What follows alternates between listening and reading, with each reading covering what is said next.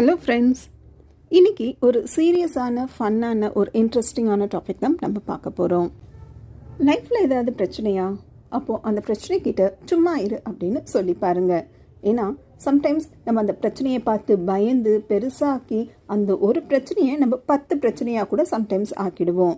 So அந்த மாதிரி டைமில் அந்த பிரச்சனையை பார்த்து பயப்படாமல் அந்த பிரச்சனைக்கிட்ட தைரியமாக சும்மா இரு அப்படின்னு சொல்லிட்டு நிதானமாக அந்த பிரச்சனையை டீல் பண்ணாலே போதும். நம்ம நினைக்கலாம், ஒரு பிரச்சனை வரப்போ அது எப்படி சும்மா இருன்னு சொல்லிட்டு நிதானமாக டீல் பண்ணுறது அப்படின்னு சொல்லி நினைக்கலாம். இப்போ ஒரு எக்ஸாம்பிளுக்கு, ஒரு மலையில் ஒரு கோவில் இருக்குன்னு வச்சுக்கோங்களேன். அந்த கோவிலுக்கு ஒரு பஸ் டெய்லி போயிட்டு வருது. அந்த டிரைவருக்கு ரொம்ப வருஷமாக நல்ல ஒரு எக்ஸ்பீரியன்ஸ் இருக்குது. ரொம்ப நல்லாவே அந்த டிரைவர் பஸ் ஓட்டுவார். அந்த மலையில் ஏறுறப்போ சில பேர் புதுசாக பார்க்குறப்போ அந்த ஹைட்டு அந்த பென்ஸ் எல்லாம் பார்த்து பயந்துருவாங்க. அப்போது டிரைவர் என்ன சொல்வார்? பயப்படாதீங்க, நான் பத்திரமா உங்களை கூட்டிகிட்டு போய் விடுறேன் அப்படின்னு சொல்லி சொல்வார்.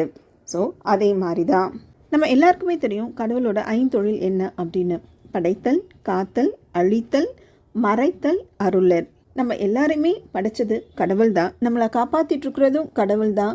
நமக்குள்ளே இருக்க அந்த கெட்ட எண்ணங்களை அழிக்கிறதும் கடவுள் தான். உண்மையை மறைச்சி அறியாமையை விலக்கி நமக்கு முக்திக்கு அருள் புரிகிறதும் கடவுள் தான். நாம் சொல்லலாம், நமக்கு மேலே ஒரு சக்தி ஏக்கிட்டு இருக்குன்றது ரொம்ப நல்லாவே தெரியும். ரொம்ப நேர்மையாக வாழ்ந்துட்டு இருக்கேன், இருந்தாலும் என்ன பிரச்சனை துரத்துதே இல்லையே அப்படின்னு சொல்லி நம்ம சொல்லலாம்.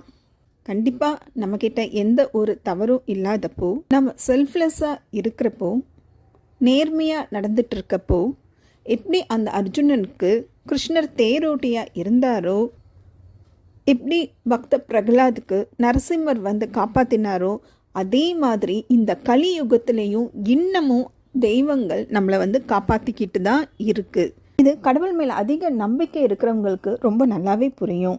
ஒரு பிரச்சனையை கடவுள் நம்ம கையில் கொடுக்கறதுக்கு முன்னாடியே அதுக்காக நம்மளை தயார்படுத்துறது மட்டும் இல்லாமல் அதுக்கான சொல்யூஷனையும் நம்ம கண்ணில் காமிச்சிட்டு தான் அந்த பிரச்சனையையே உருவாக்கியிருப்பார். நம்ம நிதானமாக யோசித்து பார்க்குறப்போ அது எல்லாமே நமக்கு புரியும். அதனால் இப்போது தைரியமாக அந்த பிரச்சனைக்கிட்ட சொல்லலாம், ஏய் சும்மா நேரு. ஏன்னா